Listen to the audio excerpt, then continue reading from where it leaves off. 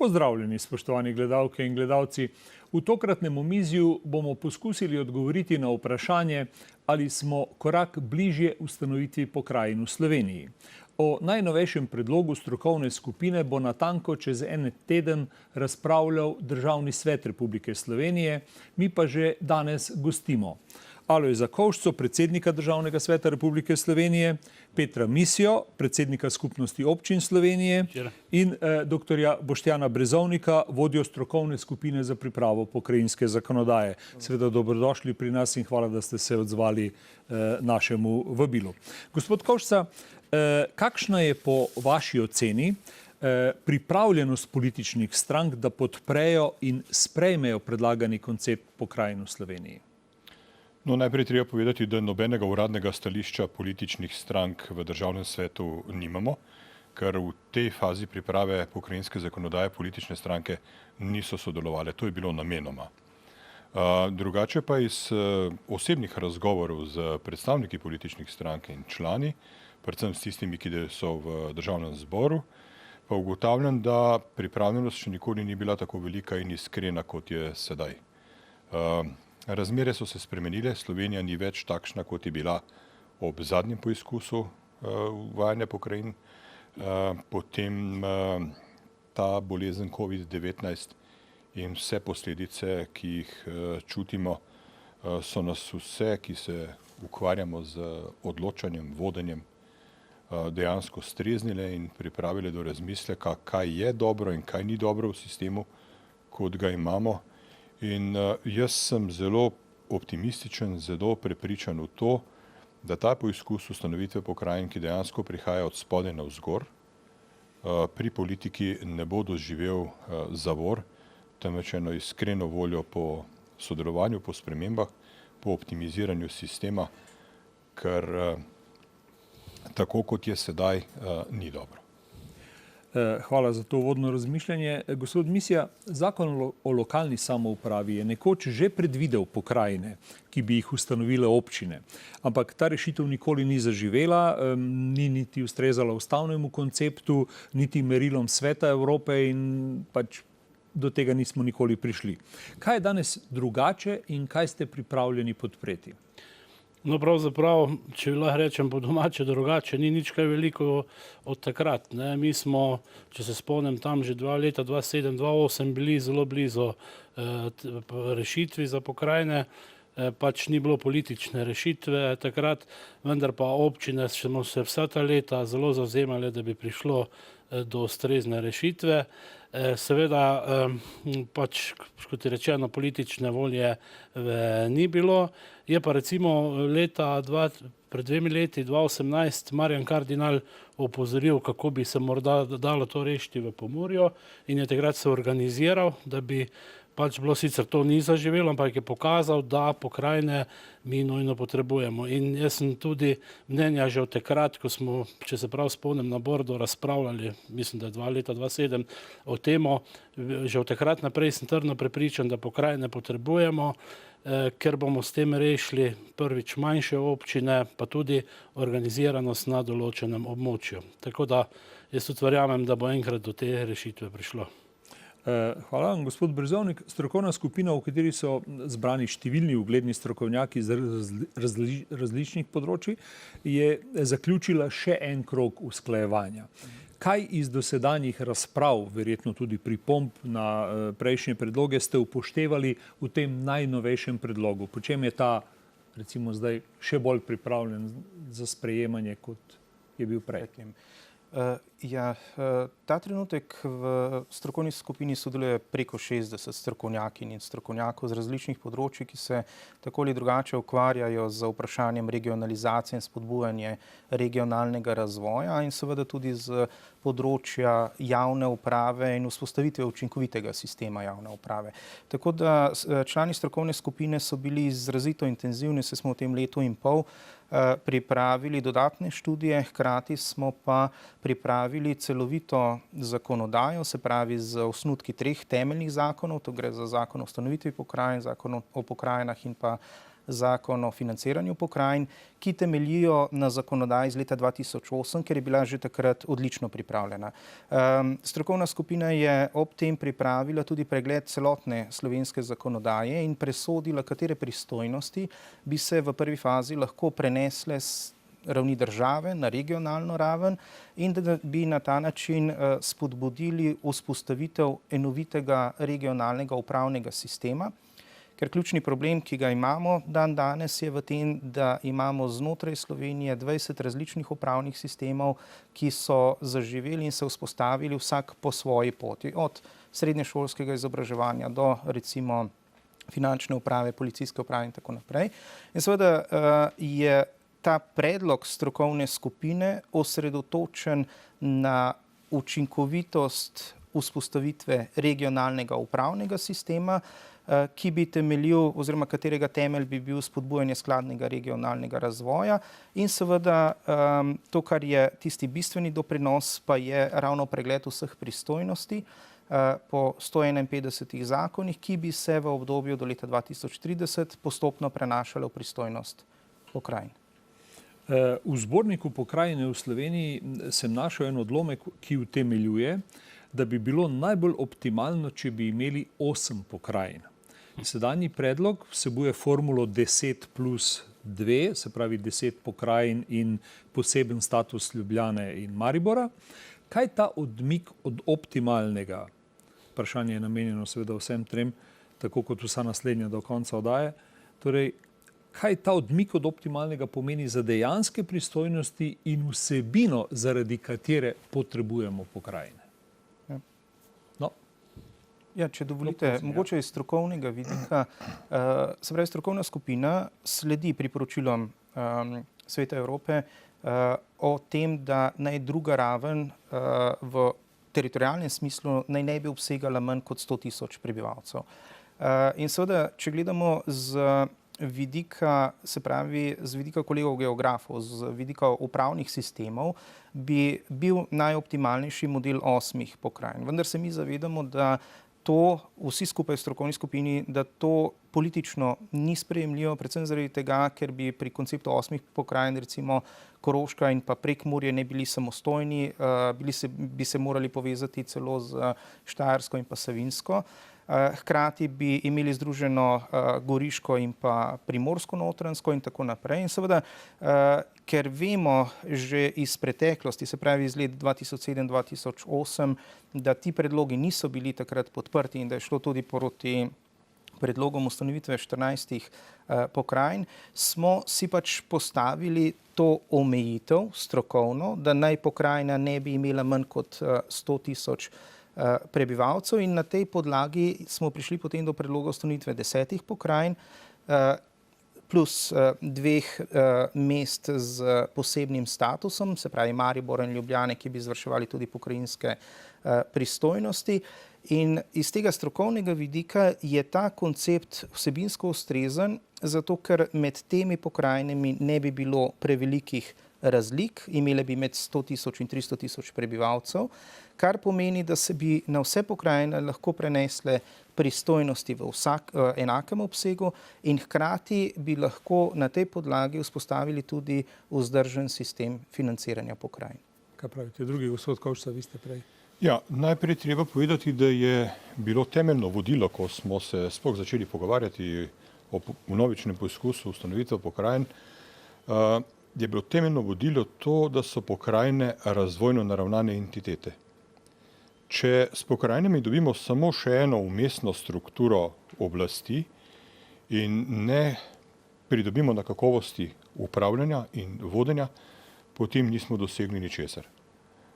To je bilo tudi temeljno merilo, ki ga je upoštevala strokovna skupina pri pripravi pokrajinske zakonodaje.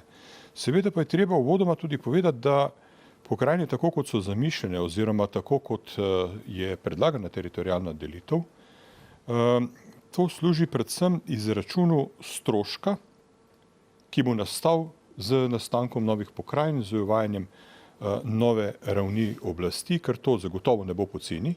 Mi pa verjamemo, da bodo končni efekti prinesli več koristi, kot bo stroškov. Ampak, da bi lahko sploh izračunali, koliko nas bo ta proces stal, je bilo treba neko teritorijalno členitev uporabiti kot model in jo predlagati odločevalcem v končno odločitev. Nikakor pa to ne pomeni, da je teritorijalna delitev pokrajin, kot je sedaj zamišljena, zabetoniran koncept, ki se ga ne spreminja in da posamezne občine ne bodo skozi čas in skozi razvoj situacije na Slovenskem lahko šle iz ene pokrajine v drugo, to je vse možno. Če bi gledali nekako statično na stanje, kot je bilo v Sloveniji ob prvih poizkusih ustanovitve pokrajin, je bilo pa res bistveno drugače, kot je danes. Mnogi demografski, ekonomski, tudi če hočete politični tokovi so se spremenili.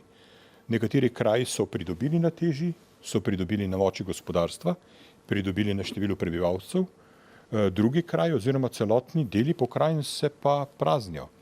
Ena izmed temeljnih idej in potreb, ki naj bi jih pokrajine zadovoljile, je potreba po decentralizaciji. Mi imamo trenutno stanje, ki preti, da če se bo nadaljevalo tako, kot se procesi odvijajo sedaj, bo osrednjeslovenska regija postala na nek način črna luknja slovenskega gospodarstva, pa tudi demografskih tokov.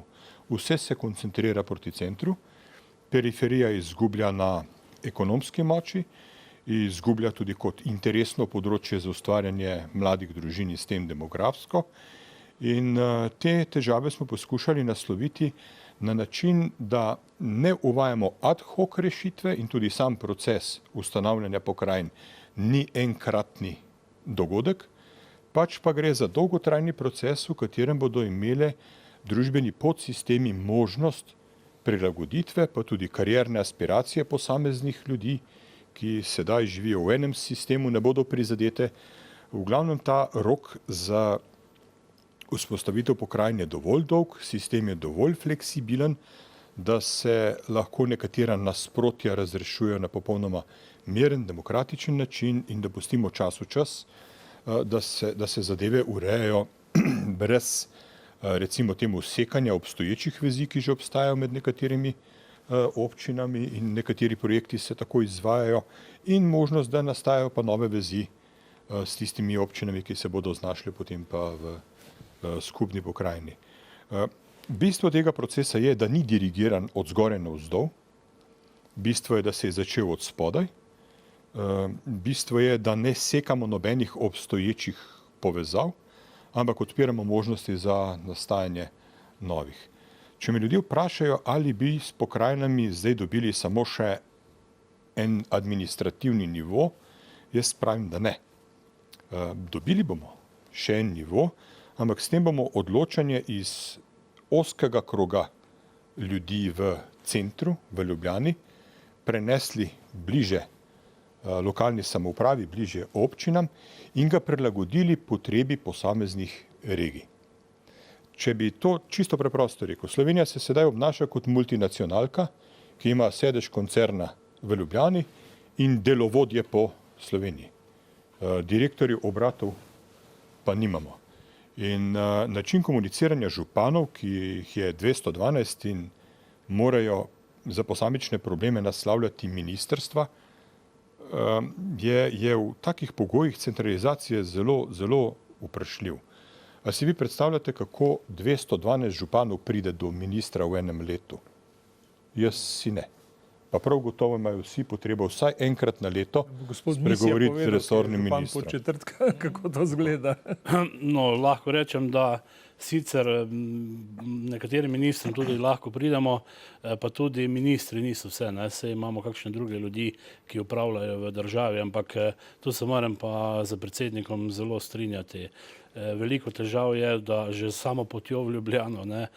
In pa tudi vsa ostala komunikacija veliko težje poteka. Tako da bi rekel, da tudi v tem smislu mi moramo decentralizirati Slovenijo, moramo dopriti do nekih inštitucij, Bi pa mogoče to povedal, takrat smo se leta 2007-2008 pri številki za pokrajin najbolj sprli, ali pa ta zadeva najbolj ni stekla. Je bilo 12, pa mislim, da se je pokazal polje Velenje, pa Ptuj še zraven, da smo prišli na 14 in tako naprej.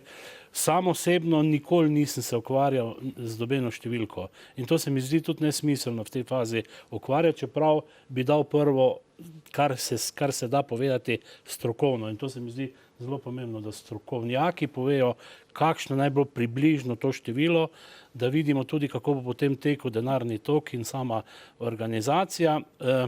Sam pa lahko rečem, da imam že točno, nimam nobenih problemov, mi imamo Savinjsko našo, pa smo se včasih celo zafrkavali, da ne bi radi bili Savinjčani v Podčetrtku, ampak Celjani, tako da ime niti ni pomembno, pomembno je pa res, da pač pridemo do teh pokrajin. Hvala. Eno zanimivo vprašanje. Mi smo do zdaj zlasti za črpanje tako zvanih evropskih sredstev imeli dve kohezijski regiji. Zdaj s tem predlogom, če pride do ustanovitve pokrajin po tem predlogu, kaj se bo pravzaprav zgodilo s tema dvema kohezijskima regijama in kaj bo pomenila ta sprememba za tistih 6 razvojno ogroženih regij v Sloveniji, ki so nekako nekje vmes. Niso seveda, bom rekel, ne vem, na nekem robu ali pa niso skoncentrirane na enem mestu, da bi jih lahko dodatno skozi neki kohezijski mehanizem v bistvu delili naprej. To nimajo vez. Pokrajine mislim, da tu neke posebne zadeve nimajo. Vzhod, zahod bo verjetno obstajal. In tukaj imamo veliko več drugih problemov, da imamo na vzhodu tudi kakšno dobro občino, pa na zahodu kakšno slabo in to v bistvu nam, bi rekel, pri samem toku evropskega denarja ne gre nekako skozi. Vsekakor pa bo se to po mojem oceni ohranilo, ampak ravno tukaj bojo pa tudi imele pri pokrajine veliko večjo moč za črpanje evropskega denarja. No, ravno to sprašujem zaradi tega, ker dejansko mi smo zdaj imeli to delitev na dve in še vedno jo imamo seveda, ampak recimo v vzhodno kohezijsko regijo spada tudi Notranjska, ki vemo, da je globoko v bistvu na nek način na jugozahodu države. To je en, bom rekel tak čisto zemljepisni problem ali pa zanimivost. Na drugi strani v samem konceptu, tudi v zborniku je jasno zapisano na enem mestu, da naj bi nove pokrajine postale tisti partneri evropskih skladov, iz katerih naj bi se črpala sredstva. Ja, ravno tu imamo v tem delu izrazit problem. Imamo sicer ustanovljeni dve kohezijski regiji in znotraj seveda tudi potem še ustrezno členitev, vendar se je zdaj skozi tekom razvoja tisto, kar je bistveno od leta 2008 do danes spremenilo, je, da zdaj lahko empirično dokažemo, da se je Slovenija izrazito centralizirala ne zgolj samo na političnem področju, ampak hkrati tudi na področju fiskalne decentralizacije oziroma centralizacije in pa gospodarsko. In to, kar je predsednik povedal, Kovšca, je izjemno problematično, predvsem zaradi tega, ker šteto po indeksu razvojne ogroženosti se recimo Prekmurje razvija 3,2-3,5 krat počasneje kot recimo osrednjeslovenska regija. Enako je postopno potem, če gledamo za Notranjsko, za Koroško, za Zasavsko, Posavsko in tako dalje. In to praktično pomeni, da smo mi prišli danes v fazo dejanske centralizacije. Ko smo mi začeli z tem projektom v maju leta 2019, je takratna statistika pokazala, da je približno 98 000 dnevnih delovnih migrantov, ki se iz različnih koncev Slovenije vozijo v osrednjeslovensko in pa regijo oziroma v Ljubljano, pri čemer je ta številka do danes že prešla 113-114 000. Od našega prvega modela, ki je bil postavljen, se pravi pred letom dni glede teritorialnih členitev, lahko zdaj, ker sem jaz osebno noveliral te podatke, že povem, da se je na periferiji število prebivalcev s stalnim prebivališčem v tem obdobju zmanjšalo med 5 do 6 tisoč prebivalcev, se je pa to povečalo v osrednjeslovenski regiji.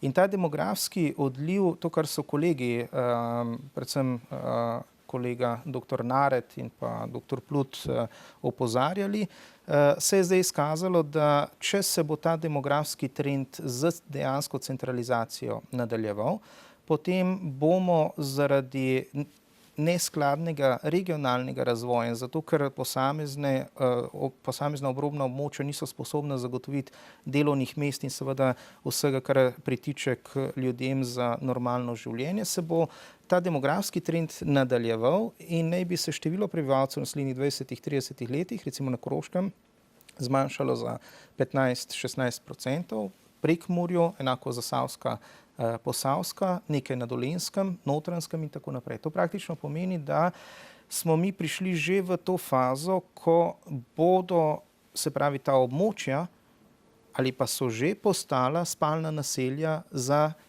zaposlene, ki opravljajo svoje delo v Ljubljani in pa v srednje slovenski regiji. In to je z vidika zagotavljanja kvalitete življenja posameznika zelo pomembno. In ravno tu bi pokrajine lahko ob smiselnih pristojnostih in seveda zadostnih finančnih sredstvih lahko zagotovile tudi spodbude v gospodarskem in splošnem razvoju in seveda na ta način ohranjale lokalno okolje v takšni kvaliteti, da ne bi imeli toliko dnevnih migrantov, ki pa so recimo medregijskih, se pravi medobčinskih delovnih migrantov je okrog 460 tisoč, 180 tisoč med regijami in tako kot sem že povedal, 110-113 tisoč dnevnih migrantov v Ljubljano, kar praktično pomeni, da je kvaliteta vseh teh ljudi, ki dnevno na cesti preživijo 2-3 ure za to, da sploh pridejo v službo in nazaj, bistveno slabša, kot pa bi bila, če bi seveda lahko to ustrezno razpršili. No, ko sem govoril v bistvu o tej razčlenitvi in razliki med kohezijskimi regijami in novimi pokrajinami, sem mislil tudi na tisti evropski kriterij, bom rekel, povprečne razvitosti, tisti odstotek, ki potem pomeni več ali pa manj sredstev oziroma možnost financiranja kakšnih večjih projektov v različnih delih Slovenije, kar je zelo pomembno. Verjetno se, bom rekel, tudi ta logika spremeni s tem, ko imaš 10 adresantov, ne pa več samo 2. Ne, to je, vsebinsko je to bistveno in pomembno, je pa tudi tisti del, ki ga, se pravi, kateremu danes ne moremo slediti, je v tem, da bo potrebno v prihodnjem desetletju ali več območjem, ki so danes degradirane, se pravi, ki niso gospodarsko in splošno tako razvita, kot je recimo srednjeslovenska regija z Ljubljano, jim bo potrebno namenjati več denarja. In to je ravno koncept, kateremu sledimo v zakonu o financiranju pokrajin, se pravi, da se bo pri razdelitvi finančnih sredstev upošteval tudi indeks razvojne ogroženosti in bodo na ta način seveda ta območja, tako kot ste tudi dejali, dobili nekaj več denarja, da bodo pospešili ta gospodarski razvoj in seveda na ta način zadržali prebivalstvo v lokalnem okolju. Prosim. No, če dovolite, bi tukaj pokomentiral tako, da bodo gledalci razumeli, zakaj pravzaprav gre. Glejte, mi imamo tudi sedaj neko de facto organiziranost v obliki pokrajin. Imamo lokalno samoupravo, ki izjemno dobro medsebojno sodeluje. Nekatere občine si delijo skupne občinske službe. To ni noben problem. Problem je v tem, kadar se začne z investicijami. Recimo, da se nekaj občin medsebojno dogovori in da skupaj gradijo vodovod ali kanalizacijo ali neko drugo infrastrukturo. Vsaka občina je posamezen pravni subjekt, vsaka občina ima neko svojo, recimo temu, kreditno sposobnost in vsi skupaj so kreditno sposobni toliko, kot je sposoben najšibkejši. In kadar gre za črpanje evropskih sredstev, v tem trenutku po izhodu iz velike finančne in gospodarske krize, ki je v Sloveniji dejansko financirala in rešila lokalna samouprava, lokalna samouprava sedaj ni več v stanju počrpati evropska sredstva, ki jih imamo na razpolago, zaradi tega, ker so večinoma občin so se znašle v tej fazi finančnega ciklusa, ko vračajo kredite, ki so jih najemali takrat, ko je bilo to res potrebno v krizi. In sedaj, kako takšne situacije reševati? Obstoj pokrajine kot entitete zagotavljati občinam, ki so združene v pokrajino, neko večjo skupno finančno, gospodarsko, če hočete, fiskalno moč. In temu primerno so potem tudi tveganja za najemanje kreditov in za večje investicije manjša. Tudi lažje se je izpogajati za investicije, ki so v interesu celotne pokrajine. Potem lažje tudi izločiti, kaj je to nacionalni interes. Zdaj v tem trenutku se politične stranke prepirajo o tem, kaj je v nacionalnem interesu, kam bo celotna Slovenija vložila neka zelo velika sredstva, ko bi imeli pokrajine. Se nacionalni interes formira na presečišču interesov vseh pokrajinskih vodstev. In tisto, kar pokrajine zaznajo kot nacionalni interes, je nacionalni interes. Potem, ko govorimo o policentričnem razvoju, to se sicer lepo sliši, ampak 212 občin, ki so si medsebojno absolutno neprimerljive v neki moči in sposobnosti gospodarskega razvoja in zagotavljanja potreb občanov, je to zelo težko izvedljivo. Pokrajine to na nek način znivelirajo, izenačijo. Ko gre za črpanje evropskih sredstev, jaz mislim, da je zelo pomembno tudi to, da imamo v obmejnih območjih, kjer sodelujemo čez mejo z lokalnimi samoupravami sosednjih držav, da imamo en nivo, ki je njim enakovreden. Zdaj, če si predstavljate na Koroškem tako, da naši župani se pogovarjajo z avstrijskimi deželnimi vladami, kar jih postavlja avtomatsko v podrejen položaj. Ni pa mogoče, da bi mi kot država, kot Republika Slovenija za take pogovore vedno zagotavljali ministra za zunanje zadeve pa ministra za gospodarstvo. To tudi nekako ne gre. In če drugega ne, ko ustanovimo pokrajine, se izenačimo s svojimi sosedi in tudi čezmejno sodelovanje in črpanje evropskih sredstev za čezmejne projekte postane lažje. In dobi nek smisel. No, drugače, občine se znamo zelo dobro povezati, to moram povedati. Ravno pri teh evropskih projektih, tudi če gledate po celi Sloveniji, je večina v nekih projektih kanalizacij, vodovodov in takih veliko občin vključenih. Vendar pa, če bi rekel za našo regijo, naprimer Savinjsko, bi pa mi ne bi se pogovarjali 10-15 let o obvoznici Dramlje, ne? Bi verjetno sprejeli odločitev, to bi bil naš prioritetni projekt, bi verjetno jo že naredili, ne? Tako da bi se vsak lahko avtonomno odločil, kjer projekt bo tisti prednosti na določenem območju. Tako da povezovanje je tak in tak ključno vedno, ampak tukaj, ko pa pol ti združiš, v našem primeru mislim, da preko 30 občin, pa to pravzaprav popolnoma drugače deluje. Ali lahko ljudem razumljivo povemo, kaj naj bi bile pristojnosti novih pokrajin? Ja. Dejansko vse tiste naloge, katere je smiselno izvajati na regionalnem nivoju, se pravi, ko gre za izvajanje investicij v regionalne projekte, recimo na območju Štajerske je zelo pomemben projekt, recimo investicijski revitalizacija Mariborskega letališča in to je projekt, o katerem bi morala odločati pokrajina, ne pa, se pravi, država z pristojnim ministrstvom. To je na eni strani, na drugi strani gre za vsa področja izvajanja nekaterih gospodarskih javnih služb z področja varstva okolja. Recimo smiselno bi bilo zagotoviti na pokrajinah regionalna odlagališča odpadkov, recimo, en tak tipični primer. Potem pa seveda vse, kar je z področja sekundarnega zdravstva, se pravi splošne bolnišnice, srednje šole, hkrati tudi visoko šolstvo, raziskovalna dejavnost, so vsa področja, kjer bi dejansko pokrajine lahko prevzele vse tiste pristojnosti z ravni države, katere je nesmiselno ohranjati na tako visokem nivoju in jih bolj približati prebivalcem nekega širšega območja in tako, kot sta kolega povedala, v tem okviru zagotoviti hitrejše operativno ravnanje, kar pomeni recimo pri odločitvah o investicijah, da se to ne zavleče v desetletje ali dve, zaradi tega, ker to pomeni, da taka investicija potem ne sledi gospodarskemu razvoju in splošnemu trendu hotenja ljudi na tem območju in da se seveda hkrati s tem, ko se te pristojnosti in te naloge prenesejo na pokrajine, zagotovi tudi učinkovita participacija prebivalcev te pokrajine pri sprejemanju odločitev. To je danes eden tistih najpomembnejših momentov, kar z strokovnega vidika ocenjujem, da je, tako kot je predsednik Ovšca povedal, odločanje o lokalnih zadevah, se pravi regionalnega pomena, danes prepuščeno državnemu nivoju.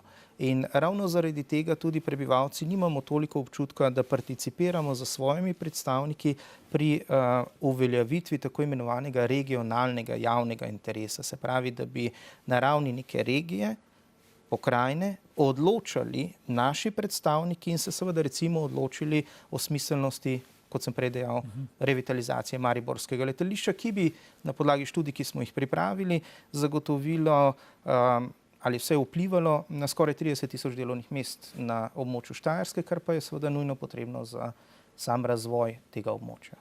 No, ampak recimo, da probamo to ponazoriti na nekaterih konkretnih primerih, ker tistih točk je 17 in zdaj, če bi vse to naštevali, bi porabili veliko časa, pa ne vem, če bi gledalcem bilo kaj bolj razumljivo. Ampak recimo pri načrtovanju, to so recimo področja, ki jih našteva tisti člen, mislim, da 10. člen zakona o pokrajinah, denimo načrtovanje cestnega prometa, energetike, kmetijske politike.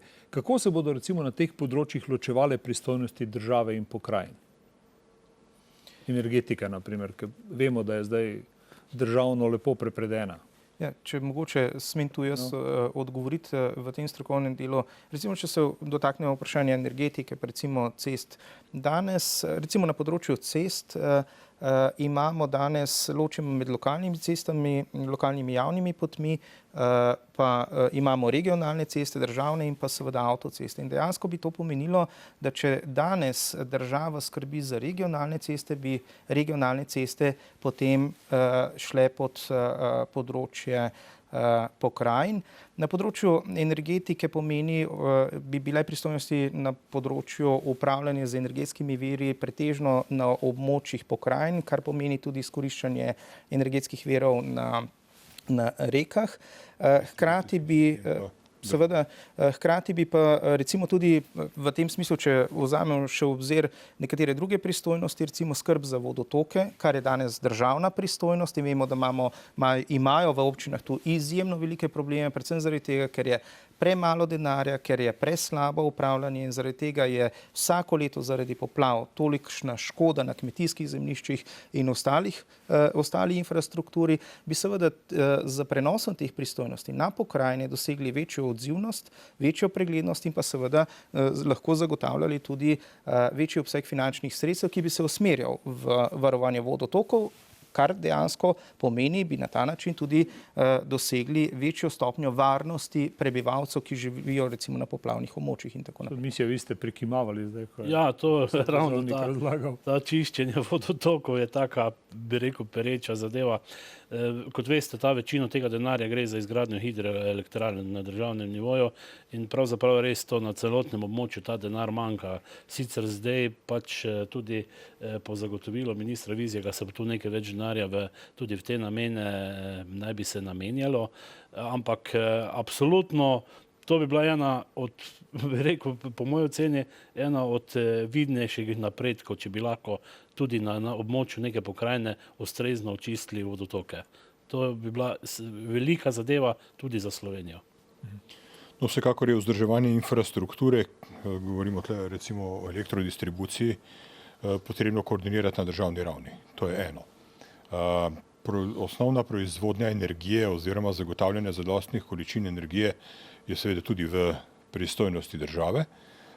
Pokrajinska projekcija potreb glede na projicirani gospodarski razvoj in usmeritev posameznih pokrajin, pa potem pokrajini ne samo prinese pristojnosti, ampak ji naloži tudi potrebo potem oziroma obveznost, da si te dodatne vire s časoma zagotavlja. Tako da razpolaganje s prostorom je rak rana sodobne slovenske države.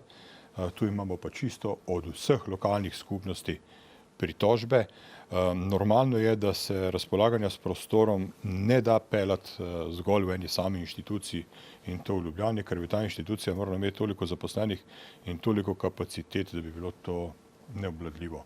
Te zadeve je treba prenesti na nivo pokrajin. Jaz pač razmišljam čisto pragmatično. Ne morejo se vse pokrajine razvijati koherentno in v isti smeri, govorim gospodarsko ali pa, če hočete, tudi nimamo vsi enakih pogojev za kmetijstvo, turizem, gospodarstvo. Zadnja kriza, ta COVID kriza je pokazala izjemno visoko ranljivost turizma povsod, še posebno pa v goriški oziroma severno-primorski pokrajini. Zdaj, če apliciramo to na obstoječe stanje in obstoječo zakonodajo, se goriški ne da pomagati drugače, kot se da pomagati celotnemu slovenskemu turizmu. Če bi imeli pa pokrajine in pokrajinske pristojnosti, potem se pa na nivoju pokrajine lahko goriška regija odloči, da bo del sredstev namenjenih drugim panogam preusmerila v panogo turizma za prestrukturiranje, za pripravo za izhod iz krize.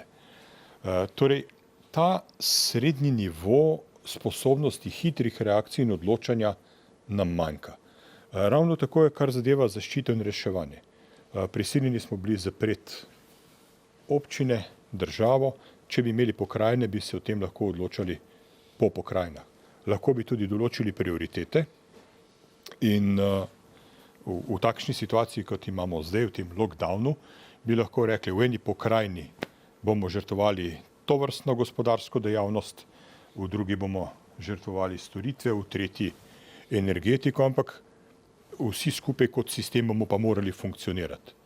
In potem se to tudi lahko nekako skozi čas trajanja krize se lahko te zadeve spreminjajo. Pa ne bi rabili imeti v celi Sloveniji zaprte vse dejavnosti ves čas, ampak bi jih sčasoma z drugačnim pristopom, z večjo koncentracijo na varnostne ukrepe zapirali po pokrajinah posamezno in zagotavljali storitve drugod, kjer je izpostavljenost manjša. Dalo se bi dosti bolj učinkovito planirati, dalo se bi dosti bolj učinkovito reagirati na te težave, ker jih imamo sedaj. Sedaj je pa pač tako, da se občine znajdejo po svoje, država pa lahko samo oddaleč vsem skupaj pomaga, kolikor more. Jaz sem se hotel samo to povedati, da se je svet od leta 2004-2008 dejansko spremenil, da se je Slovenija spremenila, da so vsa dogajanja od ekonomskega do demografskega, družbenega, logističnega so veliko hitrejša, kot so bila takrat in naša ranljivost je dosti višja. Potrebujemo hitrejše odločanje in bližje dogajanju. Kaj pa recimo na področju izobraževanja in znanosti? Med pristojnosti recimo pokrajin naj bi prišla recimo tudi področje recimo razvoja visokega šolstva, potem mreža šol, ne vem, vpisna politika ali omejitve vpisa recimo v osnovnih srednjih šolah. To sem, bom rekel, prebral tam v obrazložitvah. Skratka, kako se boste recimo ločevali področje znanosti in izobraževanja in kako bo, ne vem, kaj se bo dogajalo z univerzami? Ali je smiselno recimo to razdeliti? Mi smo že zdaj imeli nek proces, da v bistvu ob treh recimo javnih univerzah smo imeli še celo kopico, bom rekel, nekih ali oddelkov ali pa recimo tudi zasebnih univerz in visokošolskih zavodov, ki so se ustanavljali po Sloveniji, pa ni bilo čisto jasno, ali je to povezano z razvojnimi potrebami recimo regij in pokrajin, se pravi tega nivoja, v katerih so te ustanove na nek način nastajale. Kaj bi tu pridobili s pokrajinami? Ravno to, kar ste omenili, je zelo pomemben. Se pravi, ta izobraževalni sistem mora slediti gospodarskemu razvoju oziroma ga mora spodbujati.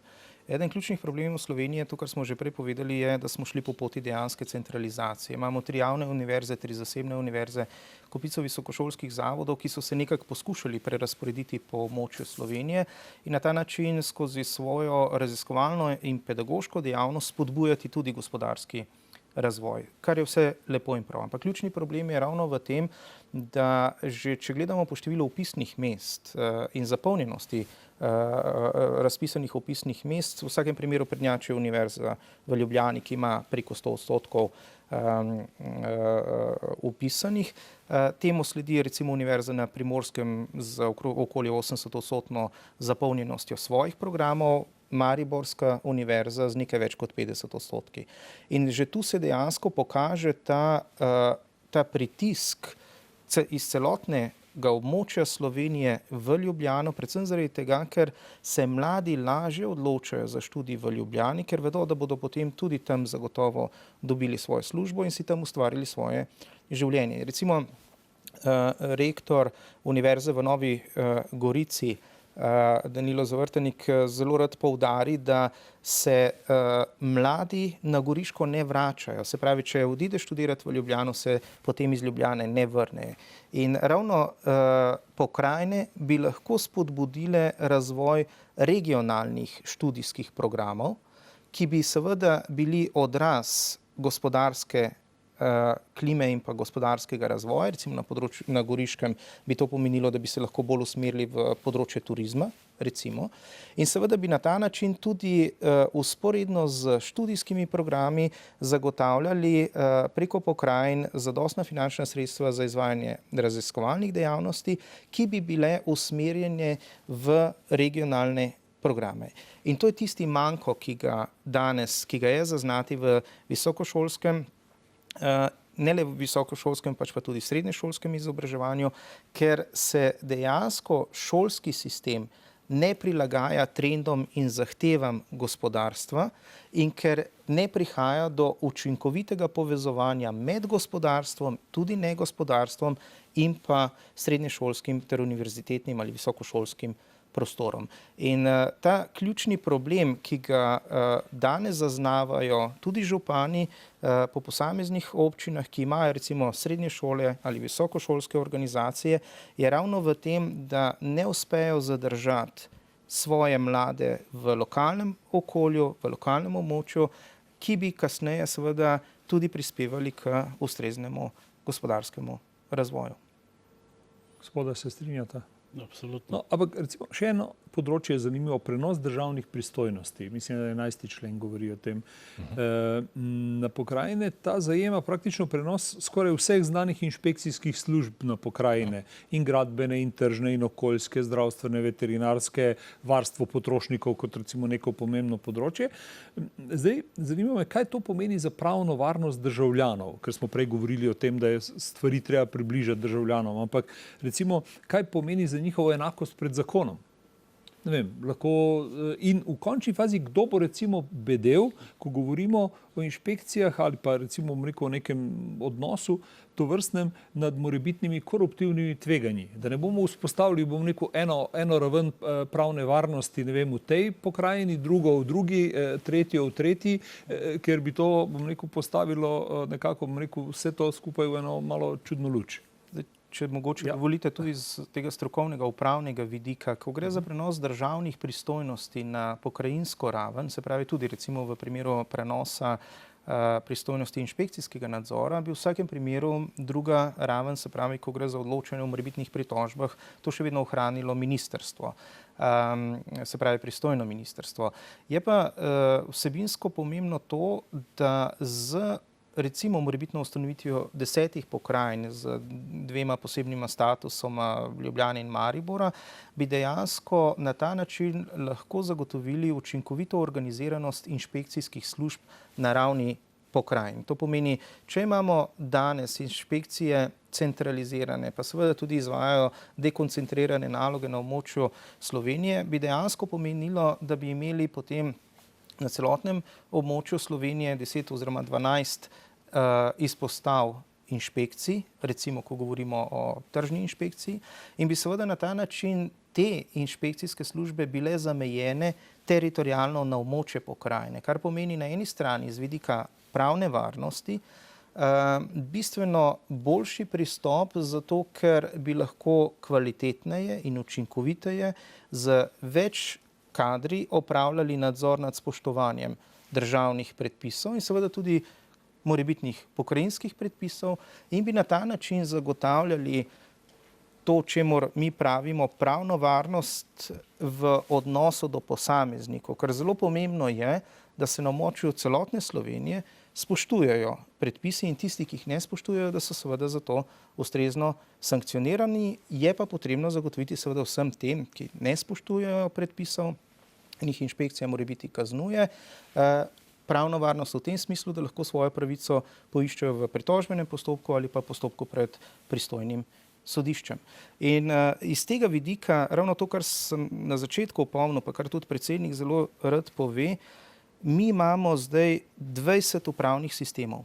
Vsak je šel po svoji liniji. Centri za socialno delo so se razvijali po neki svoji inerciji in logiki, policijske uprave, finančna uprava in tako naprej. In seveda, če bi uspeli ustanoviti pokrajine, pomeni, da bi dejansko teritorialno potem vseh teh 20 upravnih sistemov uskladili in bi dejansko teh 20 upravnih sistemov prilagodili pokrajinski teritorialni členitvi.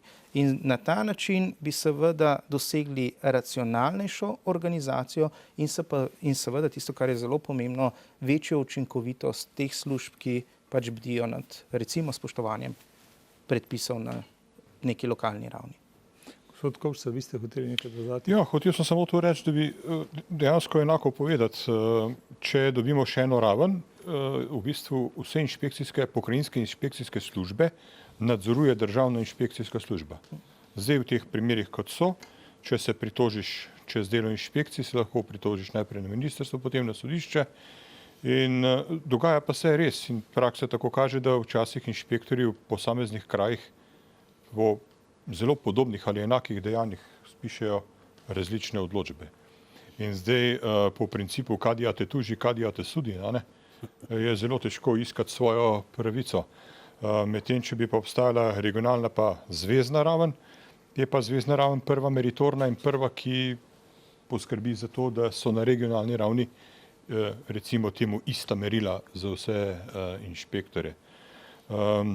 Tako da to se mi zdi zelo pomembno.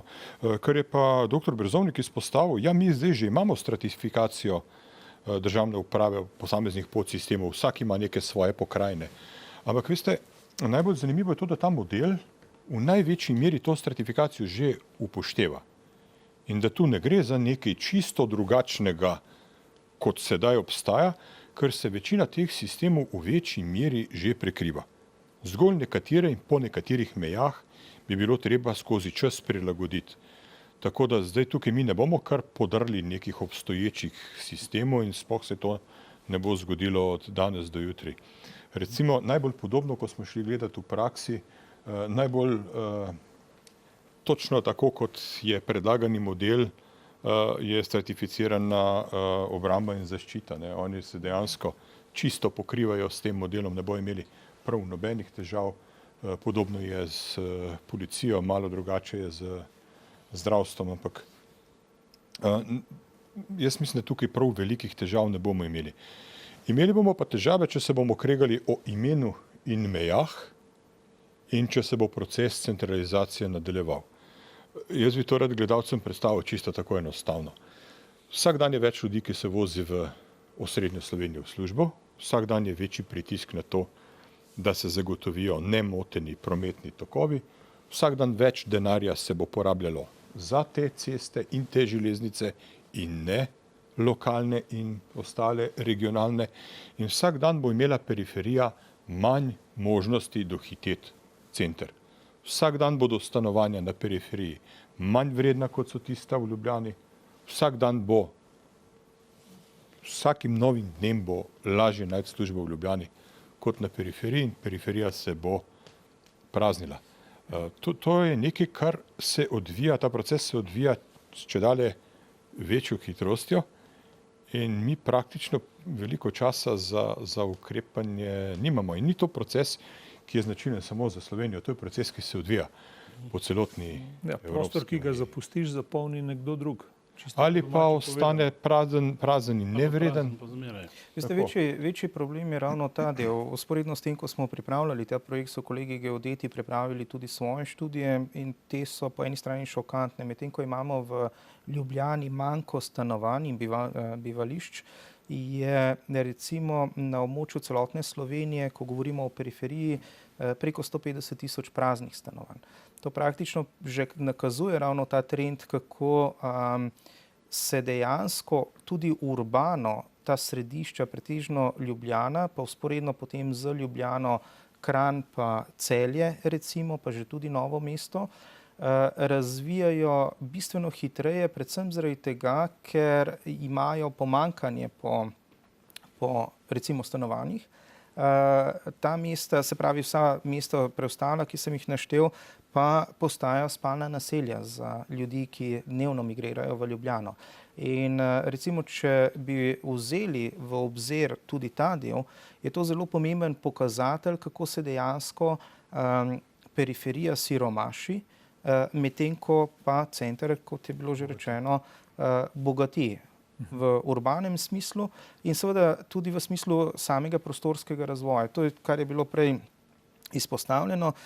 Mi imamo v Sloveniji na področju urejanja prostora izjemno velike probleme, predvsem zaradi tega, ker nimamo možnosti oziroma zakonske, dejanskih, pa ne, da bi sprejemali regionalne prostorske načrte. Na občinski ravni imamo ta problem, da skoraj tretjina slovenskih občin še nima potrjenih in sprejetih občinskih prostorskih načrtov in seveda, če nimaš sprejetih temeljnih aktov, ki so namenjeni prostorskemu načrtovanju, tudi ne moreš načrtovati umeščanja infrastrukture v prostor. Če tega nimaš, ne moreš kandidirati za pridobivanje sredstev iz sklada Evropske unije, ker nimaš izpolnjenih osnovnih pogojev. Seveda, če tega nimaš, tudi ne moreš zagotoviti tega razvoja. In to je ravno tisti del, ki bi ga bilo potrebno skozi ali pa z ustanovitvijo pokrajin odpraviti. Se pravi, razbremeniti občine v smislu sprejemanja občinskih prostorskih načrtov, ki so izjemno dragi in hkrati tudi operativno traja vsaj 7 let za to, da občina pride do svojega občinskega prostorskega načrta. V tem času seveda razvoj gre mimo občine, to bo kolega, ki je župan, vedel povedati. In če bi lahko odpravili te administrativne prepreke za tem, da bi občine na nekaterih mestih razbremenili ravno na področju recimo priprave prostorskih aktov, se pravi teh splošnih prostorskih aktov, bi zatem dejansko pohitrili celotni gospodarski razvoj. Veste, ker recimo to, kar smo se mi pogovarjali za kolegi gospodarstveniki, ko se nekdo, ki želi zgraditi tovarno, recimo pa govorimo o primeru Magne ali pa o primeru drugih tovarn, ko je šlo za recimo Akrapoviča in tako naprej. To so zgodbe, kjer imajo na trgu potrebe potem, da bi zgradili tovarno. Recimo tak tipični primer. In če se danes tovarnar želi angažirati za to, da bo to tovarno zgradil, ki jo potrebuje čez 2 do 3 leta, se mu bo ta čas podaljšal na 8 ali 10 let. Recimo primer Akrapoviča je bil tak tipični primer. Medtem ko se je pa izkazalo, da na primeru, ko je šlo za izgradnjo Magne, je imela država izrazit državni interes, predvsem zaradi tega, ker na območju Štajerske ali pa tem delu velja ali pa imamo zelo visoko stopnjo brezposelnosti in ker je imela država to vrsten interes, je do te izgradnje tovarne prišlo v 2 do 3 letih, kar praktično pomeni, da smo v tem primeru sledili trendu gradnje tovarn v tujini. In tu se je ravno na tem primeru pokazalo, da če bi imeli ustanovljeno pokrajino in bi pokrajina imela tovrstne pristojnosti, kot je jih imela država na področju spodbujanja investicij v gospodarstvo, potem bi lahko take tovarne zgradili ne samo v Hočah, ko gre za primer Magne, pač pa na območju celotne Slovenije. In bi na ta način seveda zagotovili prvič delovna mesta in pa ustrezne gospodarske tokove, ki so nujno potrebni za nek skladen razvoj. Ko govorimo o razvoju, verjetno rad bi 2 vprašanji v bistvu še zastavil, gledam tudi koliko časa nam je ostalo do konca oddaje, ampak to vprašanje je bistveno, kaj bodo izvirni prihodki pokrajin? Ker rabimo denar, se pravi, odkot bo ta denar prišel? Zdaj, dejansko je ta situacija za COVID-om bistveno spremenila tudi finančno strukturo. Predvsem zaradi tega, ker zdaj glede na vse omejevalne ukrepe pri razvoju oziroma izvajanju storitvene dejavnosti se zdaj kaže velik primanjkljaj v proračunu, se pravi slovenskem proračunu, tako da kakršnekoli izračune delati danes je utopično, ker jih lahko delamo samo na podlagi podatkov iz leta 2019, vemo pa, da bo imel v letošnjem letu državni proračun primanjkljaja 4 in še nekaj milijard in tako naprej. Ampak izvirna finančna vira pokrajin sta predvidena preostali del dohodnine, se pravi tisti del, ki ga prejema država, in pa davek na dohodke pravnih oseb.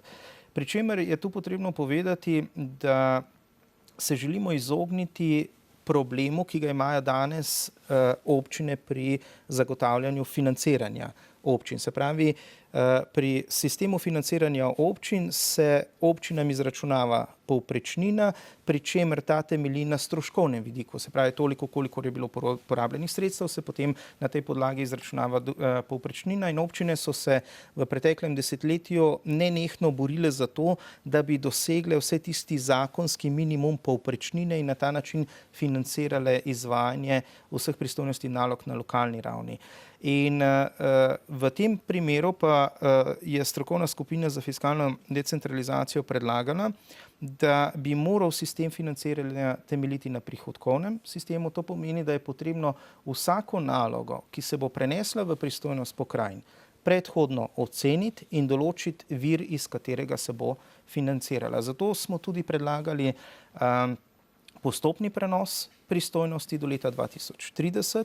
V prvi fazi bi se prenesle zgolj tiste naloge, ki so potrebne za vzpostavitev prvega upravnega sistema, se pravi pokrajinskih uprav do leta 2023.